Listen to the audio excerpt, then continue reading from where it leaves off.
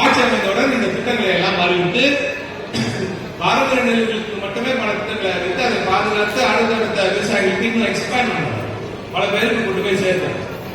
ஆனா இது மட்டுமே பத்தாதுன்னு என்னோட எண்ணம் வந்து இதற்கு மதிப்பு கூட்டுதல் செய்யும். விவசாயிகளின் விளைபொருட்கள் எதுவாக இருந்தாலும் சரி, நெல் வகைகள் மட்டும் நான் சொல்லவில்லை, நிச்சயமாக தமிழர்கள், தமிழ்நாட்டை சார்ந்த விவசாயிகள் நாம் அனைவருமே விவசாய விளைபொருட்களுக்கு மதிப்பு கூட்டுதல் செய்வதில் மிகப்பெரிய கவனம் செலுத்த வேண்டும். அதுதான் உண்மையான வளர்ச்சி. அதனால்தான் உண்மையான வளர்ச்சி. நாடு தமிழ்நாடு 6% வளர்ச்சியில் இருக்கும் பொழுது 9.69% பெற்று நாட்டிலேயே முதல் மாநிலமாக தமிழ்நாடு இருக்கிறது என்றால் அந்த வளர்ச்சிக்கு காரணம் திராவிட மாடல் ஆட்சி. அந்த ஆட்சியில் மிகப்பெரிய பங்கு தொழில்துறையிலிருந்து வருகிறது.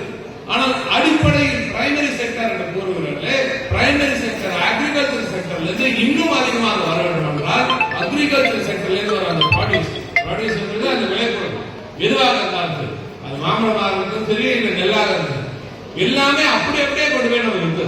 ஆனா அதற்கு மதிப்பு கூட்டுதல் செய்வதற்கு நாம என்ன மாம்பழத்தை என்ன புடிஞ்சு சாப்பிடணும், ஜூஸ் ஆகலாம், இவ்வளவுதான் நினைக்கிறேன். ஆனா அப்படி கிடையாது. இதுல பல நாடுகள் நான் ஒவ்வொரு நாட்டுக்கும் போய் சென்று நமது தொழில்துறைக்கு முதலீடுகள் இருக்கும் பொழுதெல்லாம் அக்ரிகல்ச்சர் செக்டர் பார்க்காம வந்ததே கிடையாது.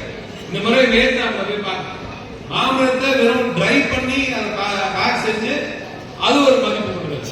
இளநீருக்கு சீவி அதுல ஒரு ஓட்டை போட்டு அதை மூடியா வச்சிருந்தாங்க இளநீர்.